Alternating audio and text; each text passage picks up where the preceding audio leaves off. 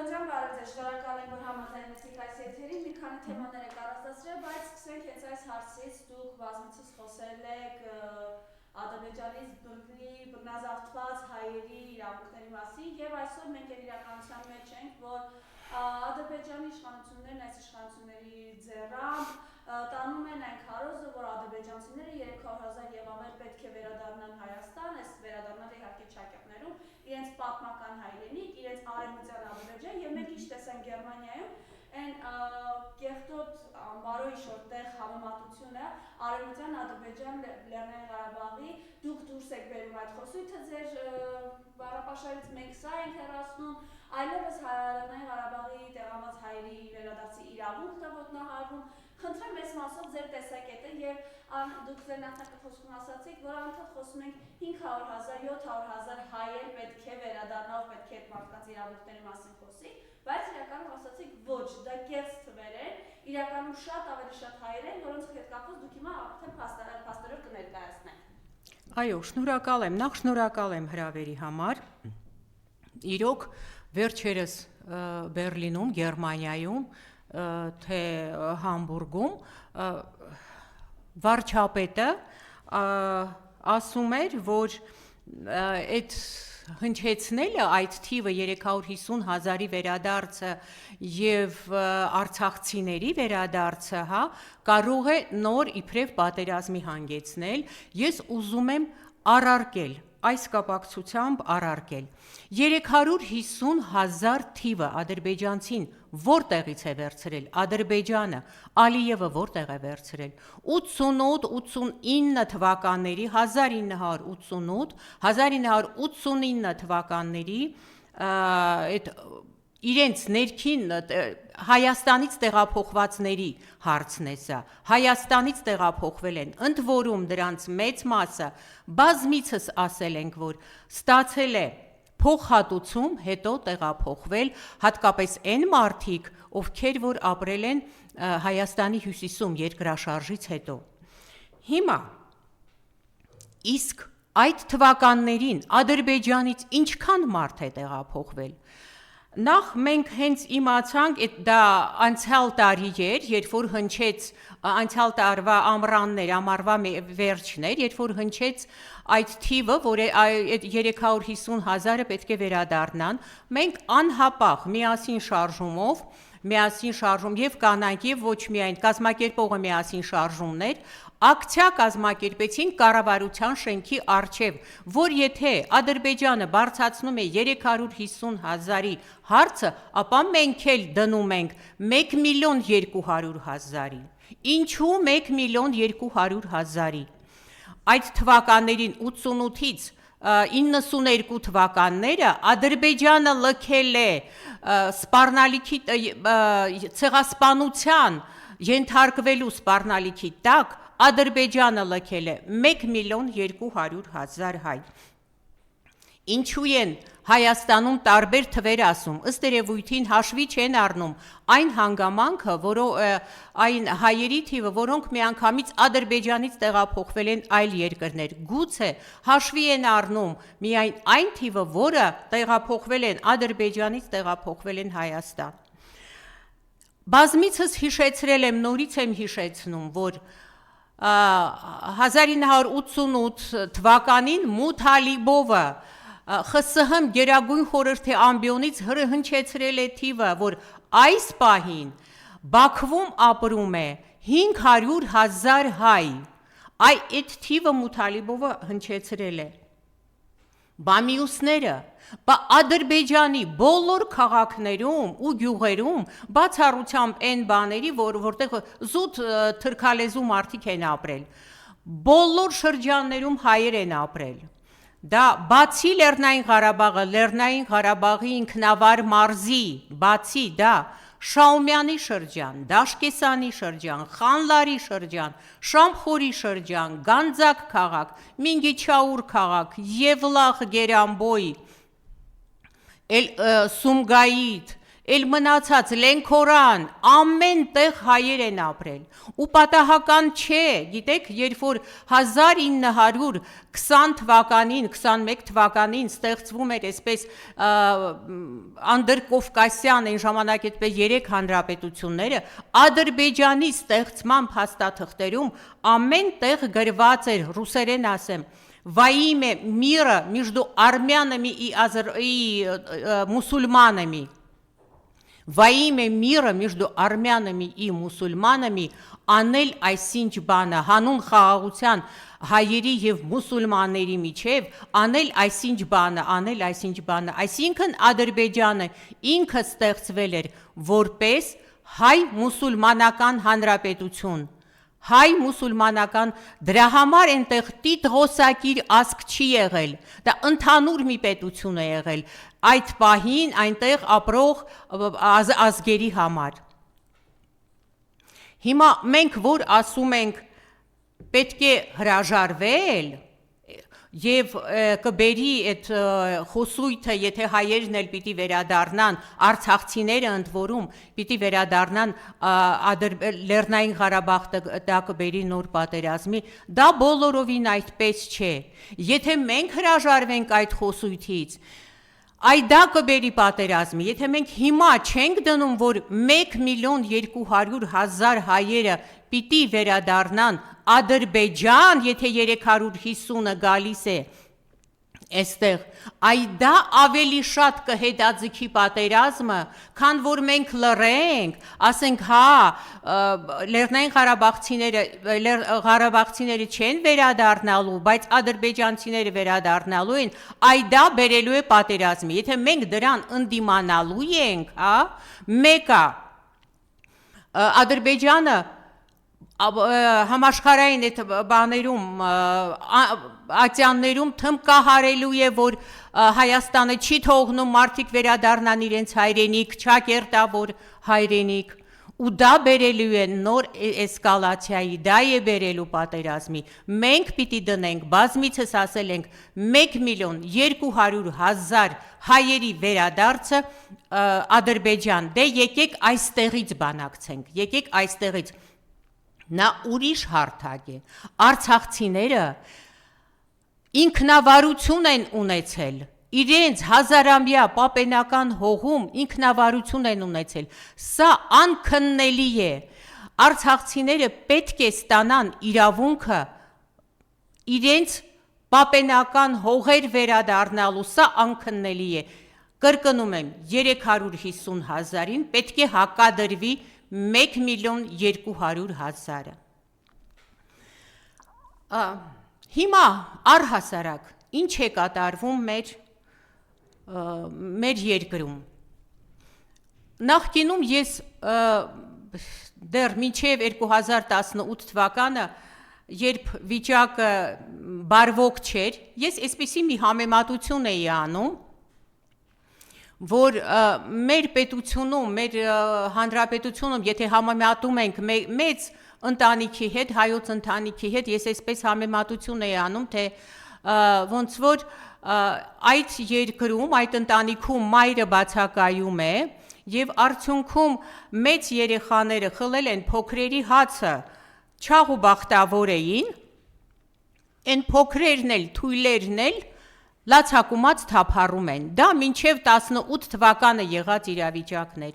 Հիմա ինչ իրավիճակ ստացանք, երբ որ այն թույլերից, այն ճնշվածներից մեկը եկավ իշխանության ու սկսեց վրեժ խնդիր լինել այն բոլոր նրանց նկատմամբ, ովքեր որ իբրև խլել էին սրանց հացը։ Փաստորեն այդ թույլը, հա, ով որ իբրև իրեն ճնշված է զգացել, խլել է այդ հիմա հաշվեհարդար է լինում, այն նրանք ովքեր որ ժամանակին խլել են սրանց հացը։ Ու մեր երկրում քաոս է ստեղծվել։ Դրա արդյունքում, այդ հաշվեհարդարի արդյունքում մեր երկրում քաոս է ստեղծվել։ Ու ստացվել է այնպես, որ այ համեմատական է քաղաքացիական սառը պատերազմի հետ իրավիճակը մեր երկրում, համեմատական է քաղաքացիական սառը պատերազմի հետ։ Ընտանիքներում այդքան սպանություններ են լինում, կինը ամուսնուն, տղան հորը, մորը, հարևանները միմյանց հետ, էլ այդ քաղաքական այդ սպանությունները չասենք, ով է հետաքննում, կամ մեկը որ հետաքննում է, ինչի արդյունքում է այսպես, գուցե այդ քաղաքական անհամաձայնության հետևանք է դա, եւ գիտեք ըստ որոշ տվյալների այդ քաղաքական ատելությունը ամենամեծ ատելությունն է, որ մարդկանց այսպես ընտանիքում այդ գումարային հարցը կարող է այդքան մեծ անհամաձայնության, ատելության չբերի, ինչքան քաղաքական հողի վրա այս կամ այն քաղաքական ուժին կամ անձին պաշտպանելու հողի վրա։ Այդ վիճակն է, դրա համար ենք ասում, այդ ատելությունը սոցցանցերում, ինչպես են ատում ամենավերջին բառերով միմյանց նկատմամբ այդ բառերը, դա այդ ամեն ինչը թույլ է տալիս ասել, որ մեր երկրում սառը քաղաքացիական պատերազմ է, երբ ենք այս վիճակից դուրս գալու Աստված գիտի, ամեն մեկը պիտի գիտակցի, որ մենք ինչ վիճակում ենք, յուրաքանչյուրը պիտի իր վրա աշխատի, յուրաքանչյուրը պիտի իր վրա աշխատի։ Հիմա եկեղեցու դեմ այդ արշավը ինչից սկսեց։ Սկսեց նրանից, որ 2025 թվականի մայիսներ թե հունիսներ մեր վեհափառը Շվեյցարիայում դրեց արցախցիների հարցը, արցախցիների վերադարձի հարցը, պատմամշակութային արժեքների պաշտպանության հարցը, մի հարց, որ կարծես պետությունը, իշխանությունները, Հայաստանի իշխանությունները պիտի հարցը բարձրացնեին, բայց այստեղ գիտեք ինչն է շատ հետաքրքիր, որ իշխանությունները անգամ չեն թողում տակով քամի անցնի, երբ Ադրբեջանից բողոքում են, Փաշազադեն կամ Ալիևը բողոքում են, չի թողնում ներկայիս իշխանությունը, որ տակով քամի անցնի, որ ժողովուրդը գոնե մի քիչ մոռանա, որ չկապի այդպիսի բաների հետ, օրինակ վեհափառի ելույթի հետ, վեհափառի կնքած փաստաթղթերի հետ Շվեյցարիայում, նա նշանակում է թքած ունի ժողովրդի կարծիքի վրա,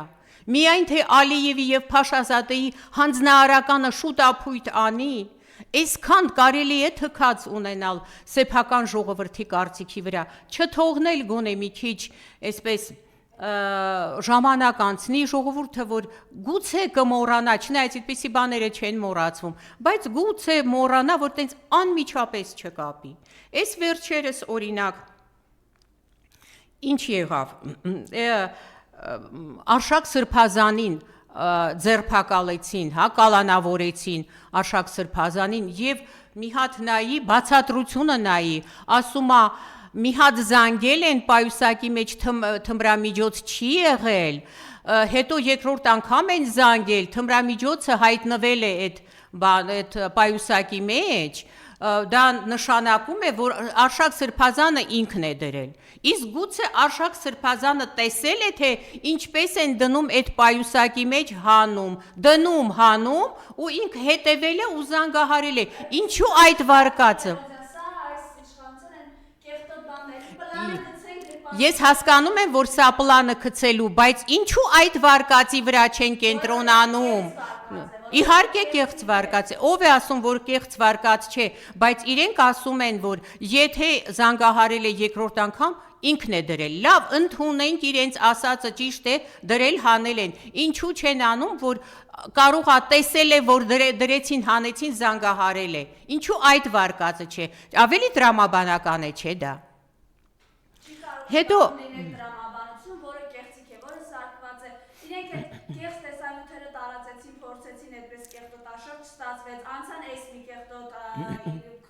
Այդ հասկանալի է, այո, դա ամեն ինչ հասկանալի է, հասկանալի է։ Մենք տեսանք, թե ինչպես մեր սրբազանները կալանավորված, Միքայել Սրբազանը, Բագրատ Սրբազանը, Արշակ Սրբազանը, վստահաբար նաև Մկրտիչ Սրբազանը նամակ էին հղել, որտեղ այս ծիսակարգերը, որոնք իրականացնում են բռնազավթելով հայ առաքելական եկեղեցիներում, նշելով, որ դա սատանայական պրոցեսներ են, որը իրականացվում է զինված բանդայի ձեռամբ, որը գլխավորում է գործող իշխանությունը իդեմս վարչապետի պաշտոնը զբաղեցնողի։ Խնդրեմ այս մասը տեսեք հետը։ Այո, իրոք, այն ինչ որ արվում է սա այն սատանայական այդ պատարակները, որոնք արվում են եկեղեցիներում, սա ոչ միայն սրբապղծություն է, այլ նաև ժողովրդին շեղելու, ժողովրդին հայոց պետականությունը կործանելու։ Ես ասել եմ իմ նախկին ելույթներում, թե ինչի սա կարող է բերել։ Այսօր մեր հայության ամենամեծ մասը սատարում է հայ առաքելական եկեղեցուն, որը միակ ինստիտուտն է մնացել, որ պաշտպանում է հայկական ինքնությունը, հայոց ինքնությունը եւ պաշտպան է կանգնում հայերին։ Հիմա ինչ է լինելու, եթե ընդունենք մեկ ուրիշ վեհափառ նշանակեցին, հա, նշանակեցին, հենց այդ բառը նշանակեցին մեկ ուրիշ վեհափառ։ Այն 80% ժողովրդի, որ այսօր հավատում է, նա դադարելու է գնալ եկեղեցի, նա էլ չի գնա եկեղեցի, որովհետև այդ 80%-ը համարում է պղծված եկեղեցին։ Հիմա եթե դարեր շարունակ եկեղեցին սյուներն են եղել հայոց պետականության վերականգնման, երբ որ պատերազմներ էր լինում, քահանաները դռնեդուռ գնում էին, ասում էին, մեր ժողովրդի քանակը պակասել է, երեխաներ ունեցեք, որ մենք կարողանանք գոյատևենք, հայ առաքելական եկեղեցու հիմքերի վրա է եւ մշակույթը եւ լեզուն պահպանվել, պաշտպանվել, դրա հիման վրա ենք մենք կարողացել պետականություն ստեղծել նորից ու շարունակել մեր պետականությունը։ Հիմա եթե այդ ամեն ինչը չլինի եւ մեր բնական պաշտպանության միջոցները, բարձրունքները հանձնված են, այսօր Հայաստանը հայտնվել է մի թակարդի մեջ, եկեղեցին էլ չլինի, Աստված մի արասցե, մենք գիտենք, որ Թուրքիան, Ադրբեջանը ատամները սրած սպասում են հարմար պահի, որ Հայաստանը ոչնչացնեն։ Մենք ո՞նց ենք պաշտպանվելու, եթե մեր բնական պաշտպանության միջոցները, նկատի ունեմ, բարձունքները հանձնված են։ Մենք ո՞նց ենք դա անելու։ Այս սա է, որ մենք բոլորս պիտի լծվենք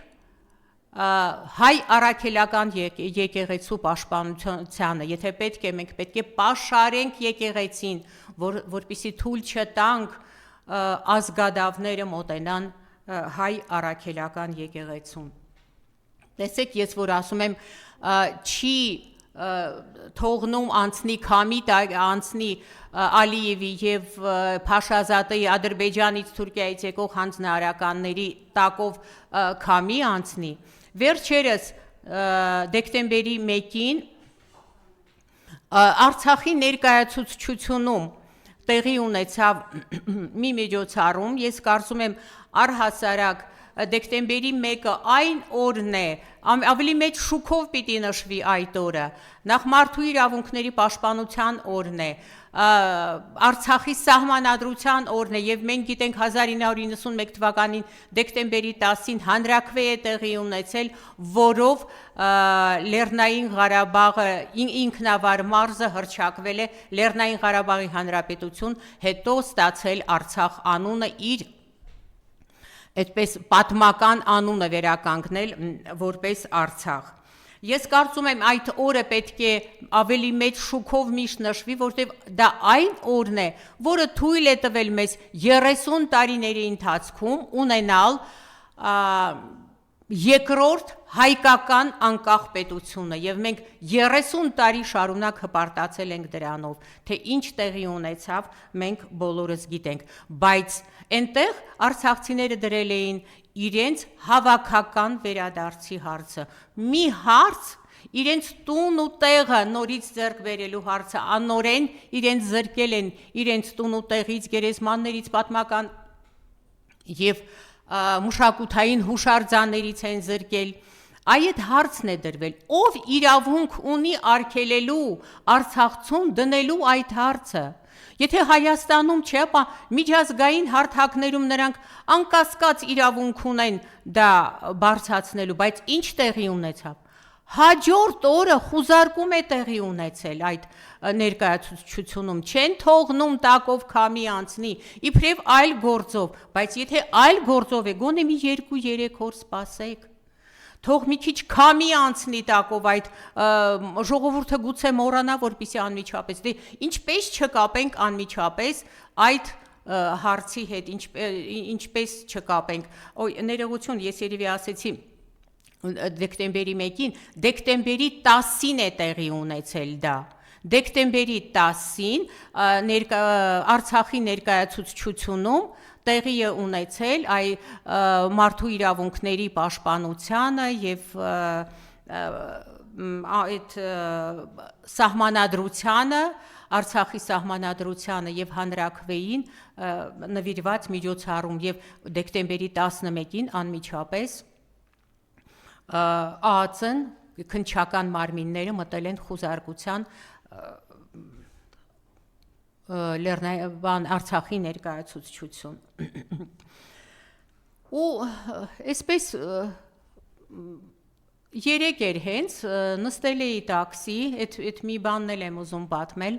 նստել էի տաքսի մի երիտասարդ, որը Դարակերտ գյուղից էր պարզվեց, նախ ինձ հետաքրքրում էր, որ ասեց, որ ինքը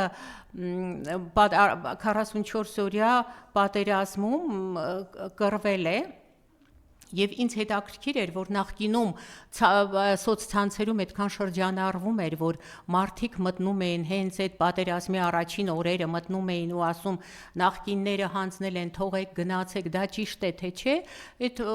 երիտասարդը ասեց այո, հենց ինքը առաջնագծում է կռվել, և ասեց այո, հա մտնում էին ասում, որ հանձնած է, գնացեք, նախկինները հանձնել են, այստեղ հանձնած է, գնացեք, մենք անցյալ անգամ էլ ասեցի, մենք հասկանում ենք, չէ, որ նախկինները, եթե դա նախկինների կազմակերպած է լիներ, չէին մտնի ասի, նախկինները հանձնել են, գնացեք այստեղից, ու ինչ եմ ուզում ասել, այդ տղան ասում էր, որ ես 30 տարեկան եմ ու չեմ ուզում ամուսնանալ ասմա, որովհետև մեկին էլ բերեմ հետս կրակը գցեմ, այսպես էր ասում։ Ես ուզում եմ դիմել ուղղակի նման երիտասարդներին, որ այդպես չմտածեն, հակառակը ընտանիք կազմեն ու հաշվի առնեն, որ առնվազն 6 երեխաների առկայությունը ընտանիքներում այսօր ծայրահեղ սուղ անհրաժեշտություն է դա։ Ծայրահեղ անհրաժեշտություն է առնվազն 6 երեխաների առկայությունը ընտանիքներում։ Տեսեք, Ադրբեջանը ինչպես կարողացավ շահել նաև այսպես շահեկան դիրք ընդունել, որովհետև ինքը միջազգային հարթակներում ամեն տեղ ասում էր, որ իր բնակչության թիվը աճել է, 6 միլիոնից դարձել է 8-10 միլիոն և այն ժամանակ ասում էր, որ Հայաստանը իր տարածքների 20%-ը գրավել է, օկուպացրել է և ինքը տեղ չունի իր բնակչությանը տեղավորելու, որ աճել է, իսկ մենք ոչ միայն թողնում Հայաստանը հեռանում ենք, այլ նաև ընտանիքներ չեն կազմում երիտասարդները, որ Հայաստանում բնակչության թիվը ավելանա, և մենք պետք է հասկանանք, որ այդ բնակչության թվով համապատասխան դաստիարակությամբ մենք կարող ենք նվաճել և հետ բերել մեր կորցրածը, այս մասին պետք է շատ լուրջ մտածել և բոլոր երիտասարդներին ընտանիքներ կազմեք և հայերի թիվը բազմացրեք, բազմապատկեք, բազմացրեք համապատասխան հայրենասիրական դաստիարակությամբ։ Եվ տիկին Ժասմինա, գալով մի քանի անուններ կան, որոնք այսօր լծվել էր հապարի դեմ այս կեղտոտարշավի, այն Վազգեն Միրզախանյանը Բալթյան երկրների թեմի հոգևոր առաջնորդը նախ լքել է ըստ էության իր հոտը և ինքը եկել է Հայաստան և այսպես լծված է, ինչ է ասում է թող գնա վեհափարը Նիկոլ Փաշինյանի մոտ հանդիպել և գնա իր հանգստին, խնդրեմ այս մարդուն ինչ ունեք ասելու, համեցեք։ Նախ պետք է հասկանանք, թե ինչու է Նիկոլ Փաշինյանը այսպիսի դիրքորոշում ընդունել հայ առաքելական եկեղեցու նկատմամբ, ես ասացի վերևում, երկրորդը այն մարդիկ, ովքեր որ 2020 թվականի պատերազմից հետո պահանջել են Նիկոլ Փաշինյանի հրաժարականը, նրանք բոլորը իշխանության չեն, առնվազն իշխանության չեն, իսկ դրանցից շատերն էլ կալանավայրում են։ Եվ ինչպես գնա, հիմա մնացել էր Արմեն Սարգսյան նախագահ, համասարանի ռեկտոր, բուհերի ռեկտորները, Էլով կան, այստեղ մնացել է երևի, գեներալիտետը, նրանցից շատ շատերը մի մասը բանտում է, այն մյուս մասը պաշտոնի չեն, չգիտես ում են բերել, արդեն նշանակել այդ տեղերում, մնացել էր հայ առաքելական եկեղեցին, վեհափառը, հիմա այդ արշավը, այդ վրեժ խնդիր են լինում առաջին հերթին վեհափառից, հետո վեհափառը ինչ պիտի խոսի, Նիկոլ Փաշինյանի հետ ինչ պիտի խոսի, եթե այնտեղ արդեն այնպիսի հակամարտություն է, որ հանդիպելը ինչ իմաստ ունի հանդիպելը։ Այո, ինչի պիտի հանդիպի։ Նա իր դիրքերում ամուր կանգնած է։ Վեհափառը գիտի, որ իրեն պաշտպանում է գրեթե ողջ հայ ժողովրդի գիտակից մասը։ Հայ ժողովրդի գիտակից մասը պաշտպանում է վեհափառին։ Եվ եթե իրենք չգիտես ինչ կոմպրոմատների արդյունքում շանտաժի են ենթարկվել եւ գնում են այդպես գնում են համագործակցության Նիկոլ Փաշինյանի հետ, ապա վեհափառը նման խնդիր չունի։ Ինչա այն լրագրողը Ռիփսիմե Փելեջյան թե ինչ Չեպեջյան, այո, շատ լավ հարց տվեց, հիմա որն է լավ, որն է ավելի մեծ հանցավոր գործ, երեխա ունենալը, թե բազում երեխաների 5000 երիտասարդների կյանքից զրկելը, որ նրանց հետագա սերունդներն էլ են կյանքից զրկվել, որն է ավելի մեծ մեղք։ Ես էլ եմ կարծում, որ ստեղ կարիք չկա վեհափառի Նիկոլ Փաշինյանի հետ հանդիպելու, եթե վեհափառը հանդիպի Նիկոլ Փաշինյանի հետ, ապա մի հարց պիտի դնի, երբ է Նիկոլ Փաշինյանը ինքնակամ լքելու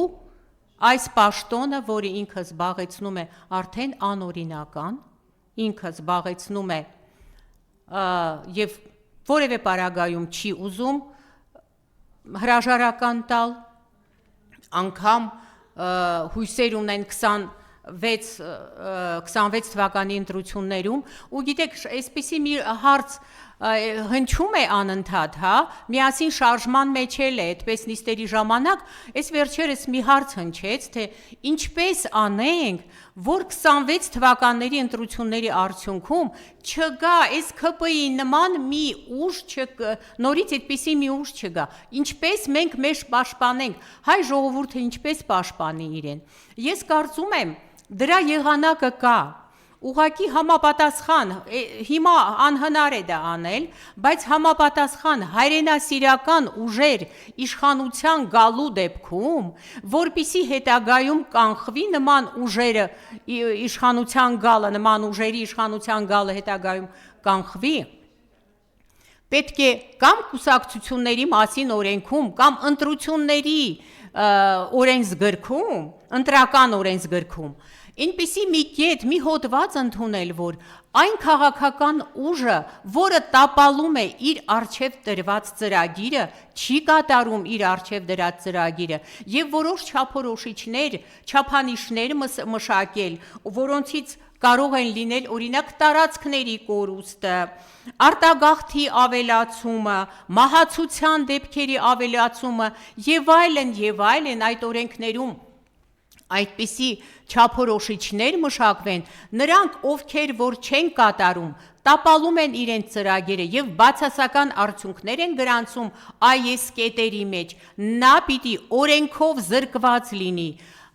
հաջորդ ընտրական նախընտրականում առհասարակ մասնակցելու, ընտրական գործընթացներում մասնակցելու, նա պիտի զրկված լինի։ Այսպես գոնե մենք կարողանանք մեզ հետագայում ապահովել այսպիսի ուժերը, որպեսզի չգան իշխանության։ Եվ ամփոփելով, ինչ ունեք ասել այն մարդկանց, ովքեր ասում դե սպասում ենք վեհապարը հեսա կոչ անի կամ վեհապարը դիմի, մենք նոր կգործենք։ Վեհապարը մարդիկ այն ասում են զանգերը եկեղեցու հնչեն, եկեղեցու զանգերը հնչել են, Երևանի եկեղեցիներում, Էջմիածնում, բոլոր տեղերում։ Վեհապարի ուժը հայ ժողովուրդն է։ Այո։ Կոչի սպասել, այսինքն վեհապարը Այո, պետք է անի ժողովուրդը։ հա, միանշանակ ես կարծում եմ պետք չի այդ կոչին սպասել, այդ կոչը ամեն օր է հնչում։ Եվ այդ կոչը հնչեցնում է Նիկոլ Փաշինյանը ինքը ամեն օր, երբ որ ասում է ես այսօր մասնակցելու եմ այսինչ եկեղեցում պատարագի, այս կիրակի օրը այնինչ եկեղեցում է պատարագի մասնակցելու, դա կոչ է Նիկոլ Փաշինյանի կողմից անգամ, հա, որ համախմբվեք, գնացեք պաշտպանելու հայ առաքելական եկեղեցին։ Քահանաները, այսպես եպիսկոպոսները իրենց խոսքում անընդհատ ասում են, որ գնդակը հայ ժողովրդի դաշտում է։ Ես չգիտեմ ինչ են օգտագործել հայ ժողովրդի նկատմամբ, ինչ է տեղի ունենում, որ մենք այսքան պասիվ ենք, բայց մենք իրոք պասիվ ենք, մենք պիտի արթնանանք, մենք պիտի կարողանանք մեր մեջ ուժ գտնենք հայ առաքելական եկեղեցին պաշտպանելու։ Դա այսօրվա մեր համար մեկ խնդիրն է, չնայած խնդիրներ շատ ունենք լուծելու, բայց հայ առաքելական եկեղեցին պաշտպանելու, մեր այն առօրյա հոգսերից կտրվելու եւ գնալու հայ առաքելական եկեղեցու կողքը կանգնելը մեր այսօր համար մեկ խնդիրն է։